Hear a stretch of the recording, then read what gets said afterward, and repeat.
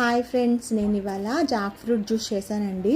ఈ Jack fruit గురించి మీకు తెలుసా? జాక్ ఫ్రూట్ శ్రీలంక ప్రజలను సెకండ్ వరల్డ్ వార్, ఇంకా 1970 కరువు టైంలో కూడా, ఇంకా కోవిడ్ టైంలో కూడా రైస్ దొరకనప్పుడు అది వారిని ఆకలి నుండి కాపాడిందండి. వారు దాన్ని రక్షక వృక్షంగా కూడా పిలుస్తారండి. ఇంకా జాక్ ఫ్రూట్లో చాలా బెనిఫిట్స్ ఉన్నాయండి. అవి ఏంటో కూడా మీకు ఈ వీడియోలో చెప్తాను.